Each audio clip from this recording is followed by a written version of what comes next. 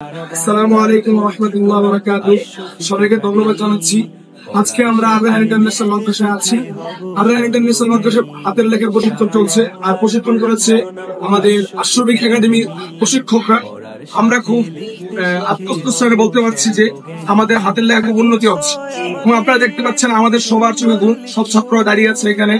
রাত প্রায় 3টা বেজে গেছে, আপনারা দেখতে পাচ্ছেন। এই যে আমি না দেখলে আপনারা বিশ্বাস করবেন না, রাত প্রায় 3টা বেজে গিয়েছে, 3টা 22 বাজে এখন। আমাদের সবার চোখে ঘুম, রাত 3টা 22 বাজে। তো আজকে আমরা নিয়োগ করেছি যে সারা রাত লেখবো এবং রাত্রে নামাজ পড়বো। আর আপনারা জানান আগামীকালকে আমাদের রেজাল্ট দেওয়া হবে, তো ওইটাও আপনাদেরকে জানানো হবে ইনশাল্লাহ। ওই জায়গায় রায়হান ভাই থাকে।